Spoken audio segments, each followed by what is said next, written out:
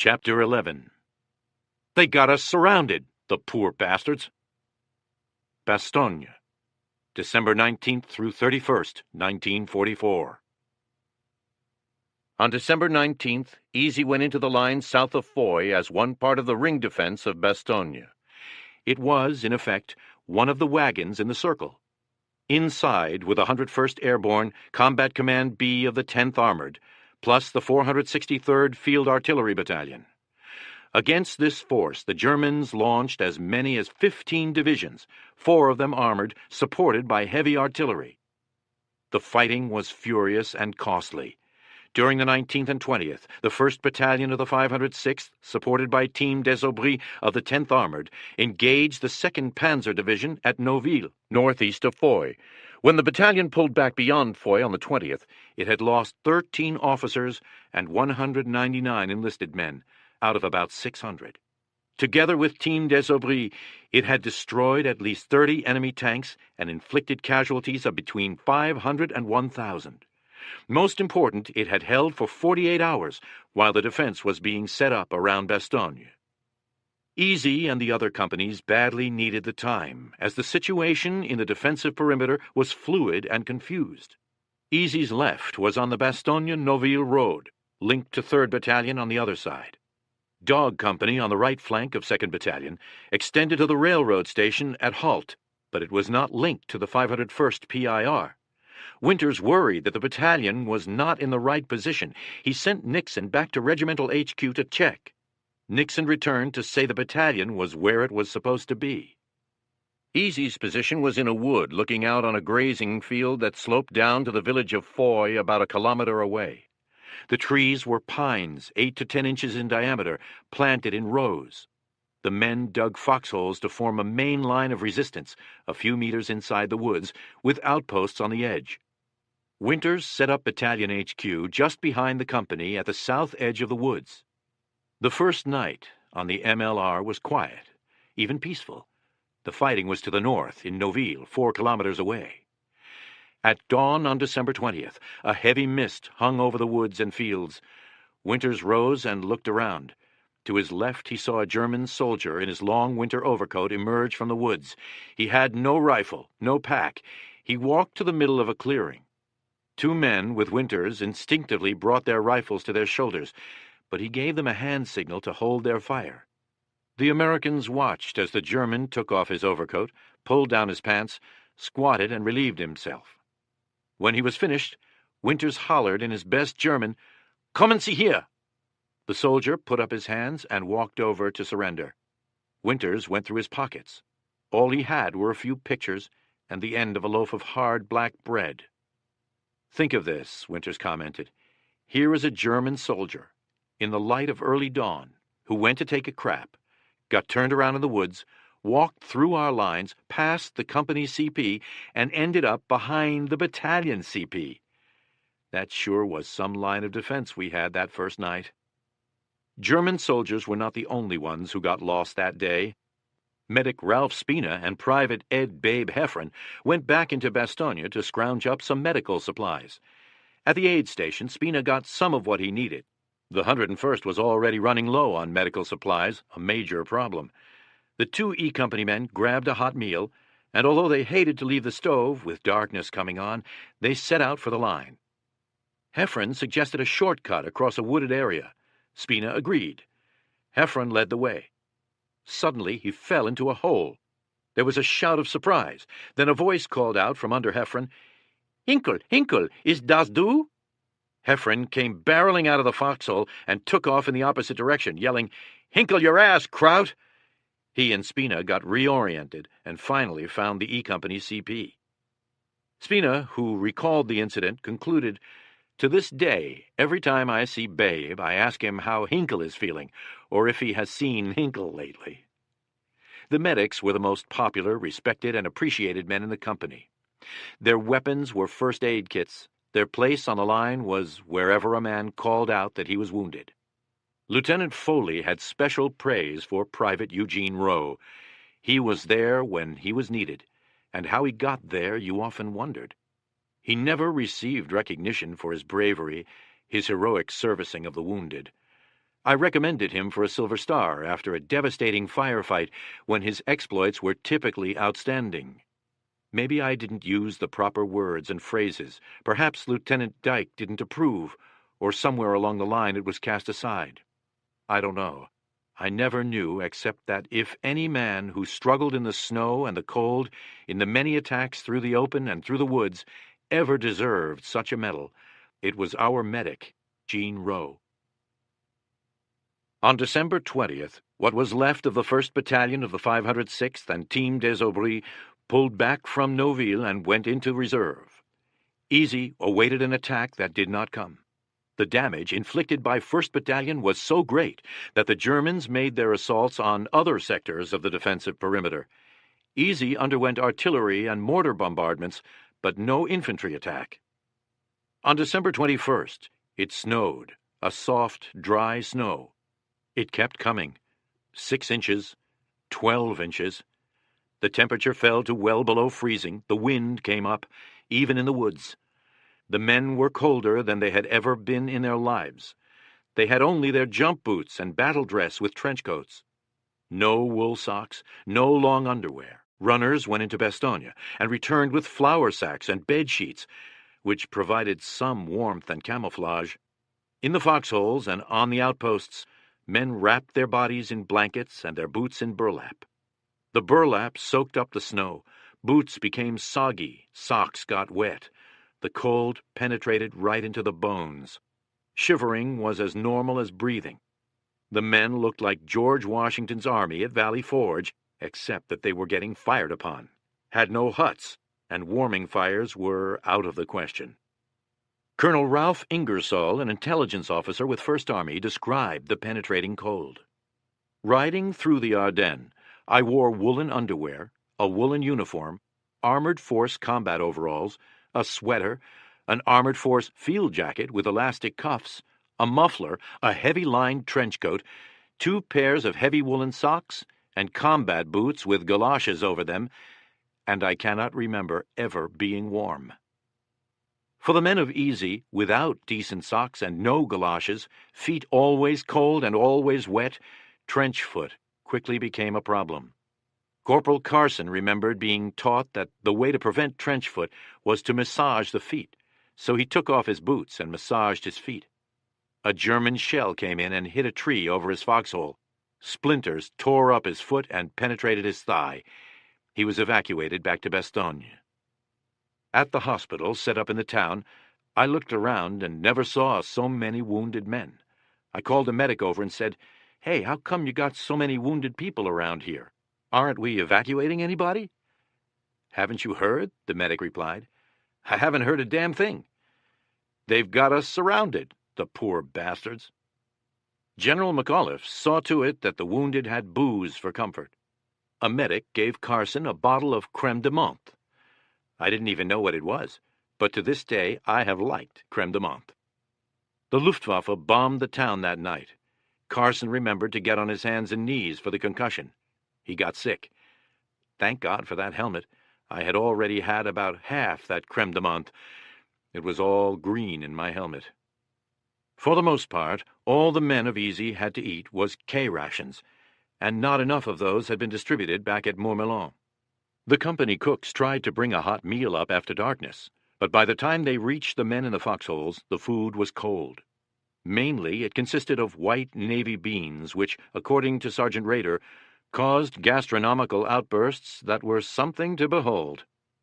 Cook Joe Dominguez found some shortening and cornmeal, which he turned into corn fritters, also stone cold by the time they arrived. The men mixed the lemonade packet in their K rations with snow to make a dessert. On the line, the days were miserable, the nights worse. The shelling was not continuous.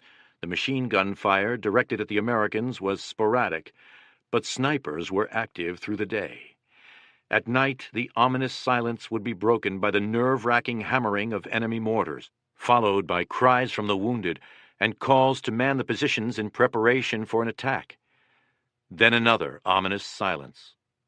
Every 2 hours, the platoon sergeants would wake 2 men in a foxhole, lead them to the outpost, OP position, to relieve the men on duty. The trip out to the OP was always eerie, Christensen remembered. You eyed all silhouettes suspiciously, skeptical of any sound. Reluctantly, you approached the OP. The silhouettes of the men in their positions are not clear. Are they Germans? The suspense is always the same. Then finally you recognize an American helmet. Feeling a little ridiculous, yet also relieved, you turn around and return to the main line, only to repeat the entire process in another 2 hours. In the foxholes, the men tried to get some sleep. Difficult to impossible given the cramped conditions, usually 6 feet by 2 feet by 3 or 4 feet deep for 2 men. At least lying together allowed the men to exchange body heat. Heffron and Private Al Vittori did manage to get to sleep the second night out. Heffron woke when Vittori threw his heavy leg over his body. When Vittori started to rub Heffron's chest, Heffron gave him a shot with his elbow in his belly. Vittori woke and demanded to know what the hell was going on. Heffron started to give him hell in return. Vittori grinned and said he had been dreaming about his wife. "Al," Heffron said, "I can't help you, as I got combat boots, jump pants, and my trench coat on, and they are not coming off." In other foxholes, men talked to relieve the tension. Sergeant Rader and Private Don Hubler came from the same town on the banks of the Ohio River. Don and I would talk all night about home, our families, people, and places, and what the hell were we doing in a predicament like this? Spina recalled discussing with his foxhole mate politics, the world's problems, plus our own, wishing we had a drink or a hot meal, preferably in that order. We talked about what we were going to do when we got home, about a trip to Paris in a couple of weeks, go to the Follies. Mainly we talked about going home. Sergeant Toya, back from hospital, didn't like the silence at night between mortar attacks. To break it, he would sing. "I'll Be Seeing You" was his favorite. Heffron told him to cut it, that the Krauts would surely hear him. Toya sang anyway. According to Heffron, Joe was a hell of a better soldier than singer. Sitting in front-line foxholes was bad. Being on OP was worse. Going on combat patrol, looking for a fight, was the worst. But it had to be done. It was the inability of 8th Corps to patrol aggressively due to insufficient manpower that had led to the December 16th surprise when the Germans attacked in far greater force than anyone anticipated. On December 21st, Lieutenant Peacock sent Sergeant Martin to the various foxholes of 1st Platoon. At each one holding a sergeant or a corporal, Martin announced, "I want all NCOs back at the platoon CP now." The men gathered. Lieutenant Peacock, the platoon leader, as tense as ever, stopped the grumbling. "At ease. Battalion wants a platoon to go on a combat patrol, and we have been elected to be that platoon." He paused. No one spoke. Peacock went on. "We know the Krauts are in the woods in front of our MLR, but we don't know how many, or where their MLR or OPs are located. It's our job to acquire that information and to capture some prisoners if possible." Questions came in a torrent. "What's the plan of attack?" Sergeant Christensen, leader of 1st Squad, wanted to know. "How will the squads be positioned?" asked Sergeant Muck of the Mortar Squad. "What happens when we lose contact in the woods?" wondered 2nd Squad leader Sergeant Randleman. Peacock did not have any ready answers. "You'll know more of what you're going to do when we reach the woods," was all he could think to say. Son of a bitch, Christensen thought to himself. This is going to be another snafu operation, with not enough information to fill a pea pod. "We move out at 1300 hours, Peacock concluded. Damn, was Christensen's thought. We are being led by Mr. Indecision himself. To infiltrate into the German lines without a good plan is a tremendous, bungling tactical error. But when he met with his squad, he kept his thoughts to himself. He told the men to draw ammunition and be ready to jump off at 1300. At 1200, 1st Platoon fell back a few meters from the MLR and gathered around Father Maloney, who had his communion set out. He announced that he was giving a general absolution. After the men who wanted one received their communion wafer, he wished them good luck. Just before 1300, the platoon assembled in the woods behind the MLR. Peacock looked to Christensen like a frightened rabbit. He had no special orders to give, offered no clarification about a plan. He just announced, "All right, men, let's move out."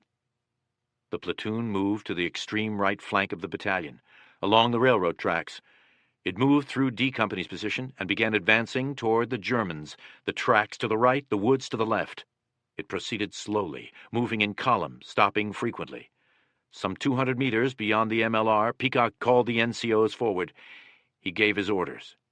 Each squad would form a column of twos abreast of one another, send out 2 scouts on point, proceed into the woods until contact was made. The platoon plunged into the woods. Immediately the columns lost touch with each other. The squads lost touch with their scouts. The snow was soft, not crunchy, and the silence complete. It was broken by a short burst from a German machine gun. Private John Julian, a scout for 2nd Squad, was hit in the neck, and Private James Welling, scouting for 3rd Squad, was also hit. The machine gunners from Easy set up their weapons and prepared to return fire. Private Robert Burr Smith of 1st Squad opened up with a long burst in the direction of the German firebase. When he paused, the Germans let loose another burst of their own. Christensen shouted for Martin. No answer. For Randleman. No answer. For Peacock. No answer. Only more German fire. The 1st platoon's being decimated, Christensen thought. He shouted again. Bull Randleman came through the woods to answer. Have you seen Martin or Peacock? Randleman had not. Another burst of machine gun fire cut through the trees. We have got to make a move, Randleman said. He joined Chris in calling for Martin. No answer. Let's get the hell out of here, Chris suggested. Bull agreed. They called out the orders to their men and fell back to the railroad. There they met Martin, Peacock, and the remainder of the platoon. The patrol had not been a great success. 1st Platoon had uncovered the German MLR and discovered that the German OPs were thinly manned and stretched out. But it had lost 1 man, killed, Julian, and 1 wounded, and failed to bring in a prisoner. It spent the night shivering in the foxholes, eating cold beans and fritters, wondering if the weather would ever clear so that the 101st could be resupplied by air. The next couple of days were about the same. Easy sent out patrols, the Germans sent out patrols, occasional mortar attacks, sporadic machine gun fire, bitter cold, inadequate medical supplies, no hot food, not enough food. Constant shivering was burning off energy that was not being replaced. For the privates, not enough sleep. For the NCOs, almost no sleep. This was survival time, and reactions were slow due to the near-frozen limbs. Shell bursts in the trees sent splinters, limbs, trunks, and metal showering down on the foxholes. To protect themselves, the men tried to cover their holes with logs, but not having axes made it a difficult task. One man solved the problem by putting 2 or 3 German stiffs over the top. Most maddening was the inability of the American artillery to respond to German shelling or to disrupt German activity. Easy's OP men would watch with envy as German trucks and tanks moved back and forth behind the German line, bringing in the shells and food that the Americans so badly missed. Back in Bastogne, the Americans had plenty of guns, including 105 and 155 millimeter howitzers. They had been active the first few days of the siege, firing in a complete circle at all German attempts to break through the MLR. But by the 23rd, they were almost out of ammunition. Winters recalled being told that the single artillery piece covering the Foy-Bastogne road, his left flank, was down to 3 rounds. They were being saved for anti-tank purposes in the event of a German panzer attack down that road. In other words, no artillery support for Easy or 2nd Battalion. This at a time when the men of the company were down to 6 rounds per mortar, 1 bandolier for each rifleman, and 1 box of machine gun ammo per gun. That day, however, the snow stopped, the sky cleared, C-47s dropped supplies, medicine, food, ammunition. American artillery got back into action, curtailing German daytime activity, boosting morale on the MLR. K-rations were distributed, along with ammo, but the .30 caliber for the light machine guns and M1s was insufficient to the needs, and the 24,406 K-rations were enough for only a day or so. Not enough blankets had been dropped to ensure that every man had one. Officers watched for signs of breaking. When Winters sensed that Private Liebgott was on the edge, he brought him back to Battalion CP to be his runner. This gave Lipgat a chance to rest up and get away from the tensions of the MLR. Just being back 50 yards off the front line made a tremendous difference in the tension, Winters wrote. The temptation to stay put when a patrol went out was very strong. Even stronger was the temptation to report back at the aid station with trench foot, or frozen feet and hands, or an extreme case of diarrhea. If all the men who had a legitimate reason to leave the MLR and go back to the aid station in Bastogne had taken advantage of their situation, Winters wrote, there just would not have been a front line. It would have been a line of outposts. The temptation to get out altogether via a self-inflicted wound was also strong. It did not get light until 0800. It got dark at 1600. During the 16 hours of night, out in those frozen foxholes, which actually shrank as the night went on and the ground froze and expanded, it was impossible to keep out of the mind the thought of how easy it would be to shoot around into a foot. A little pain, not much in a foot so cold it could not be felt anyway, and then transport back to Bastogne, a warm aid station, a hot meal, a bed, escape. No man from Easy gave in to that temptation that every one of them felt. One man did take off his boots and socks to get frostbite, and thus a ticket out of there, but for the others, they would take a legitimate way out or none. Winters recalled, when a man was hit hard enough for evacuation, he was usually very happy, and we were happy for him. He had a ticket out to the hospital, or even a ticket home, alive. When a man was killed, he looked so peaceful. His suffering was over. At first light on Christmas Eve morning, Winters inspected his MLR. He walked past Corporal Gordon, his head wrapped in a big towel with his helmet sitting on top. Walter sat on the edge of his foxhole behind his light machine gun. He looked like he was frozen stiff, staring blankly straight ahead at the woods.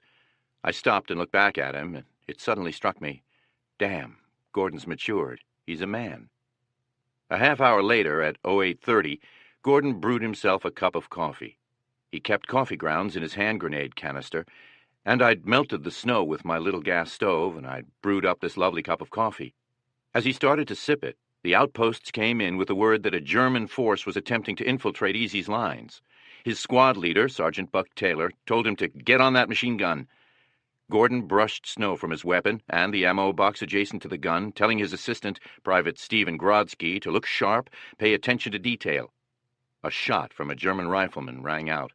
The bullet hit Gordon in the left shoulder and exited from the right shoulder. It had brushed his spinal column. He was paralyzed from the neck down. He slid to the bottom of his foxhole. The canteen cup followed me, and the hot liquid spilled in my lap. I can see the steam rising upward to this very day. Taylor and Earl McClung went looking for the sniper who had shot Gordon. They found and killed him. Shifty Powers was in the next foxhole. As Shames had hoped would happen, he had recovered completely. Shifty was from Virginia, a mountain man, part Indian. He had spent countless hours as a youth hunting squirrels. He could sense the least little movement in a woods. He spotted a German in a tree, raised his M1, and killed the man. Paul Rogers, Gordon's best friend, Jim Alley, and another member of the 3rd Platoon rushed over to Gordon. They hauled him out of the hole and dragged him back into the woods. In Gordon's words, as a gladiator was dragged from the arena. In a sheltered area, they stretched him out to examine him. Medic Rowe came up, took a quick look, and declared that it was serious. Rowe gave Gordon morphine and prepared to give plasma. Sergeant Lipton came over to see what he could do. Walter's face was ashen and his eyes closed, Lipton recalled. He looked more dead than alive. In the extreme cold, it seemed to Lipton that the plasma was flowing too slowly, so he took the bottle from Rowe and put it under his arm inside his clothes to warm it up. As I looked down at Gordon's face, he suddenly opened his eyes. "Walter, how do you feel?" I asked. "Lipton," he said in a surprisingly strong voice, "you're standing on my hand." I jumped back, looking down, and he was right. I had been standing on his hand. A jeep summoned by radio came up and evacuated Gordon to the aid station. The German attack continued, intensified, was finally thrown back with heavy losses, thanks to a combination of Easy's rifle and machine gun fire, mortars and grenades, ably assisted by artillery. Lipton later counted 38 dead German bodies in front of the woods. Lieutenant Welsh was hit and evacuated. On the afternoon of Christmas Eve, the men received General McAuliffe's Christmas greetings. "What's merry about all this, you ask?" was the opening line. "Just this. We have stopped cold everything that has been thrown at us from the north, east, south, and west. We have identifications from 4 German panzer divisions, 2 German infantry divisions, and 1 German parachute division. The Germans surround us. Their radios blare our doom.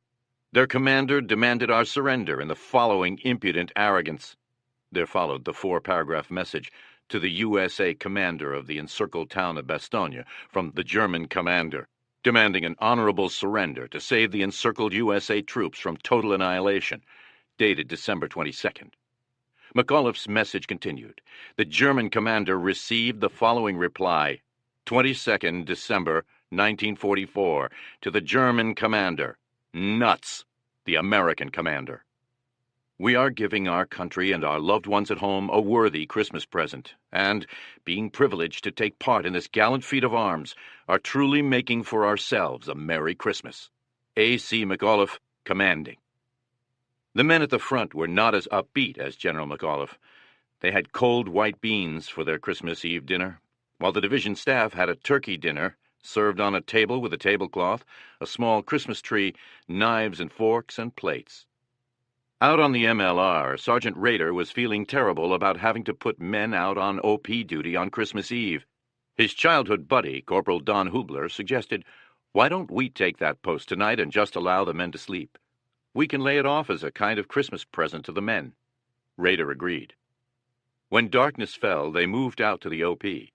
It was miserably cold, a biting wind taking the wind chill factor well below 0. As the night wore on, we talked of our homes, Rader remembered, our families, and how they were spending their Christmas Eve. Don felt sure all of them were in church praying for us. On Christmas Day, the Germans attacked again, but fortunately for E Company on the other side of Bastogne. The following day, Patton's Third Army, spearheaded by Lieutenant Colonel Crichton Abrams of the 37th Tank Battalion, broke through the German lines. The 101st was no longer surrounded. It now had ground communications with the American supply dumps. Soon trucks were bringing in adequate supplies of food, medicine, and ammunition. The wounded were evacuated to the rear. General Taylor returned. He inspected the front lines, according to Winters, very briskly. His instructions before leaving us were, "Watch those woods in front of you." What the hell did he think we had been doing while he was in Washington? Winters has a thing about Taylor. In one interview, he remarked, "And now you have General Taylor coming back from his Christmas vacation in Washington." I interrupted to say, "That's not quite fair." "Isn't it?" "Well, he was ordered back to testify." Winters cut me off. "I don't want to be fair." The breaking of the siege brought the first newspapers from the outside world. The men of the 101st learned that they had become a legend even as the battle continued. As the division history put it, the legend was aided by the universality of the press and radio, of 10,000 daily maps showing one spot holding out inside the rolling tide of the worst American military debacle of modern times. It was aided by a worried nation's grasping for encouragement and hope. For days it was the one encouraging sight that met their eyes each morning, and the War Department, earlier than was its practice, identified the division inside the town. So even before their bloody month in the town was up, to the world the 101st became the battered bastards of the bastion of Bastogne. The elements of drama were there. Courage in the midst of surrounding panic and defeat. Courage and grim humor in the midst of physical suffering, cold, and near-fatal shortages. A surrender demand and a 4-letter word rebuttal.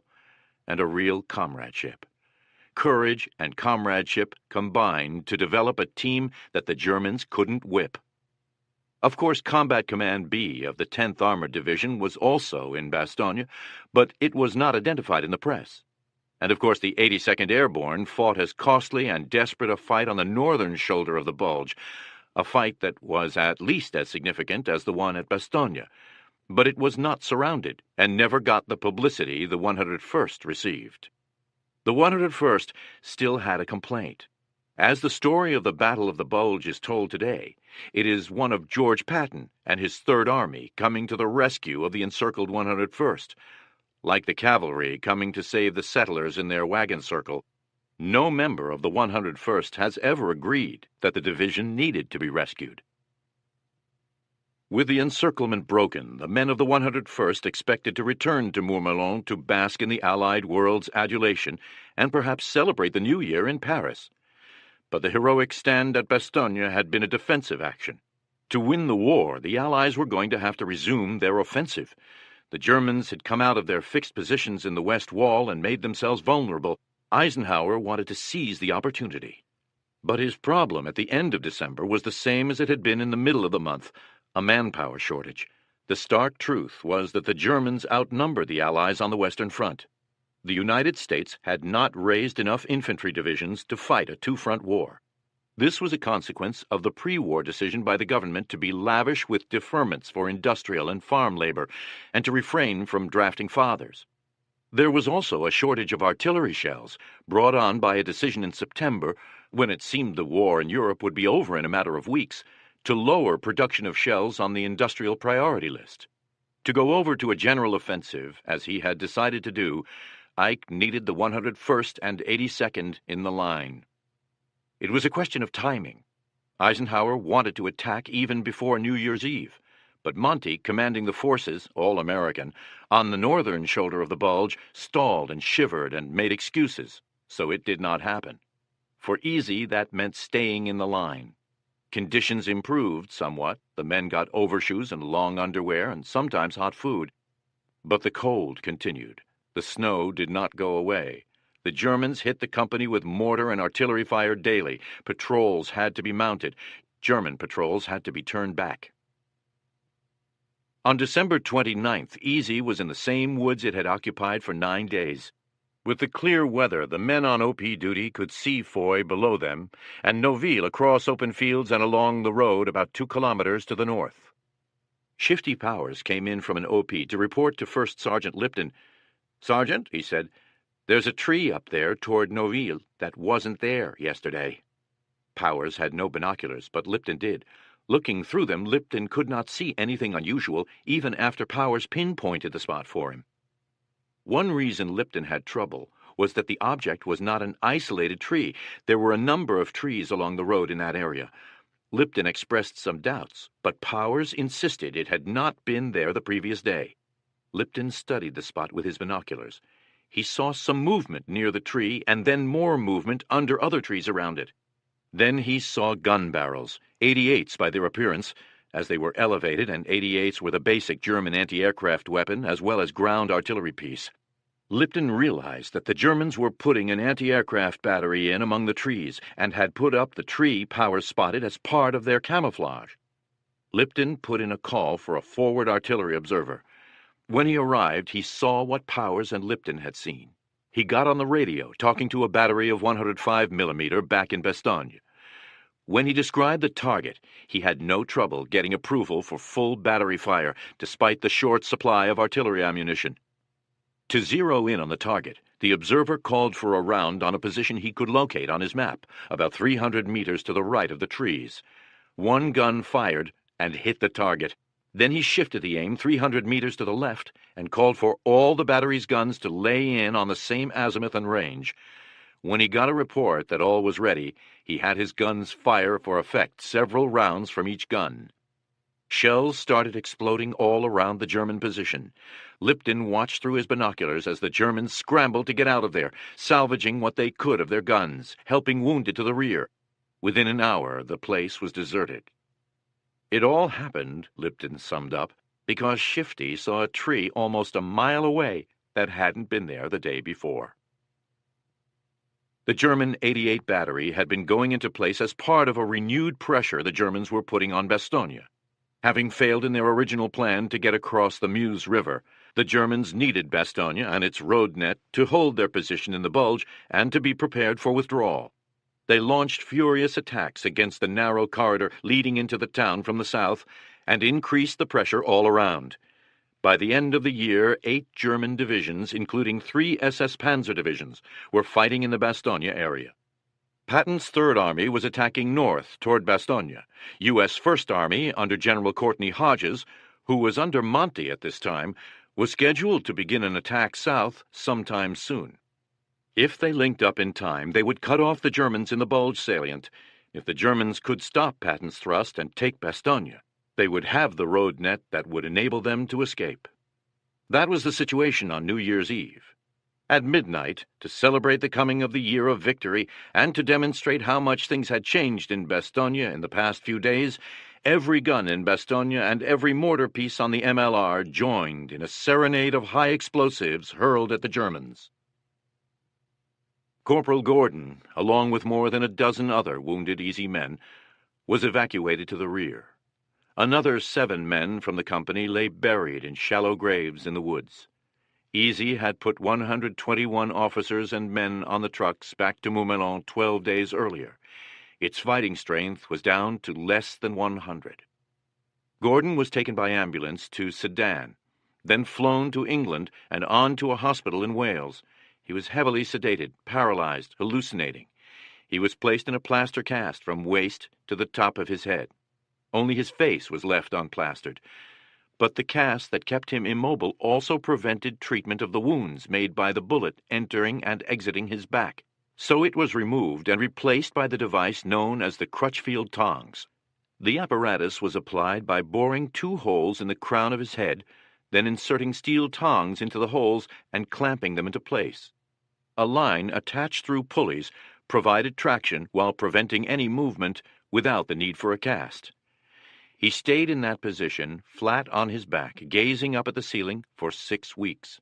Slowly he began to have some feeling in his extremities. The doctor, Major M.L. Stadium, told him that had the bullet varied 1/2 inch in one direction, it would have missed him. Had it varied that much in the other direction, the wound would have been fatal. Gordon considered himself to be fortunate, very fortunate, $1 million wound. Only a man who had been in the front line at Bastogne could describe such a wound in such words.